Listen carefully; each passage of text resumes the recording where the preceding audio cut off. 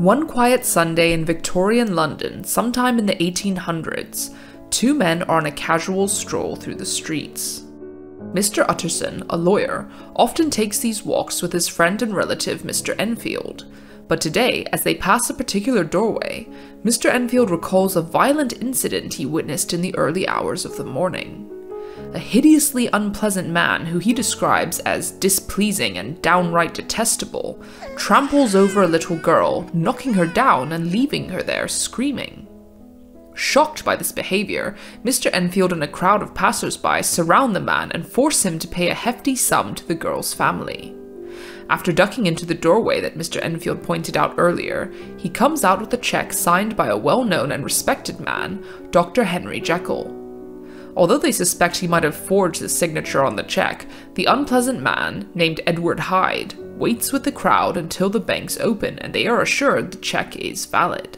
This name rings a bell to Utterson, as it turns out that he is both a friend of Dr. Jekyll and his lawyer. When he arrives home, he takes a look at Jekyll's will, and sure enough it states that in the event of his death or disappearance for over 3 months, all his possessions would go to none other than Mr. Edward Hyde.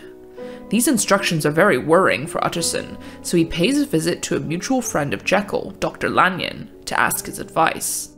However, because they fell out over a scientific matter many years ago, he isn't much help as he had barely seen Jekyll over the last 10 years and had never heard of the name Hyde. Utterson decides to take matters into his own hands and stands guard by Jekyll's door to see this mysterious stranger for himself. Upon confronting Mr. Hyde, however, the man quickly retreats into the back of the house.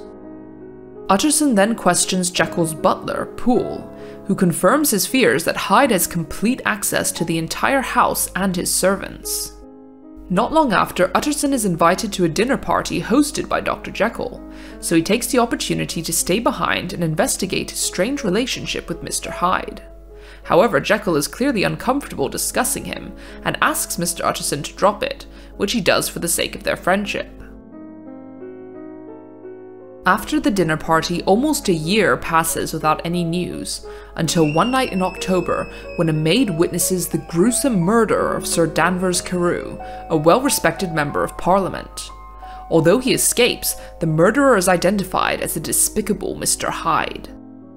Horrified, Utterson calls on Jekyll to ask him if he knows where the fugitive is hiding, but Jekyll denies it, reassuring Utterson that he is out of his life for good.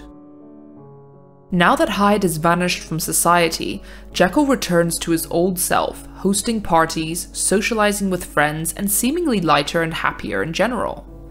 But this is short-lived. Without warning, he goes into complete seclusion, and when Utterson is unable to contact him, he decides to pay a visit to Dr. Lanyon to see if he knows anything about it. To his shock, Dr. Lanyon has visibly changed in a matter of days, looking much older and like he's on his deathbed. The doctor tells Utterson that he will almost certainly die in a matter of weeks, and hands him a letter that is not to be opened until Jekyll has either died or disappeared. Although he is incredibly curious, Utterson honors his friend's request, who passes away just 3 weeks later. Shortly after, Utterson receives a frantic visit from Poole, Jekyll's butler, who insists that something terrible has happened to his employer. For a whole week, he had locked himself in his laboratory, ordering Poole to search all over London to locate a certain chemical, which he keeps rejecting because it is not pure enough. However, his voice and mannerisms sound so different that Poole is certain that Jekyll has been murdered, and the man who murdered him is still in the laboratory. On this basis, Utterson decides to break down the door, but to their dismay, all they find is the writhing body of Edward Hyde, who had just drunk a vial of poison. Jekyll's body is nowhere to be found, but they do uncover a letter addressed to Utterson in his handwriting. At last it is time to find out the secrets that Lanyon and Jekyll have been hiding, and first up is Lanyon's letter. Sometime after the murder of Sir Danvers, he received a letter from Jekyll begging him to go to his laboratory, get a certain drawer of chemicals, and bring them to Lanyon's house, where someone would come to collect them. That someone is Edward Hyde, who asks Lanyon for a glass to mix the chemicals and drink them. To his utter shock and horror, the hideous Hyde transforms into his longtime friend Jekyll. a sight which disturbs him so greatly that he dies shortly after. Finally, it is Jekyll's turn to tell his side of the story, and he begins by saying that he had what seemed to be a perfect life. He was born to a wealthy family with a good reputation and the means to have anything he could ever want. But because he was always on his best behavior in public, he found himself starting to secretly do bad things of which he was ashamed. Curious about this dual nature inside of him, Jekyll began experimenting to separate the two parts of his personality into the good and bad, eventually creating the visibly smaller and uglier Mr. Hyde. This was the perfect solution for Jekyll, who could now transform himself into Mr. Hyde by drinking a potion and do all the terrible things he wanted without having to keep it a secret. Everything was going to plan until his alternate persona killed Sir Danvers, and he was forced to stop his transitions or else be recognized as a wanted murderer. However, although Jekyll was ready to cast off Mr. Hyde once and for all, it was too late. He could no longer repress the evil version of himself whenever it suited him.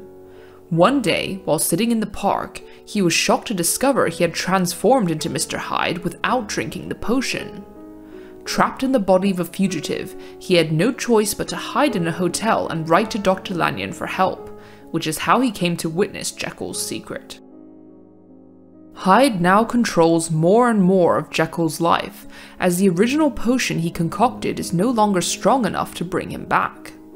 Desperate, he orders Poole to search high and low through London for the chemicals, but they simply do not work, and eventually he realizes that the original batch must have been made with impure ingredients that can never be replicated. Jekyll manages to write this letter with the last of the old potion, and as Utterson and Poole break down his door, he drinks a vial of poison, choosing to end his life rather than face the gallows as a detestable Mr. Hyde.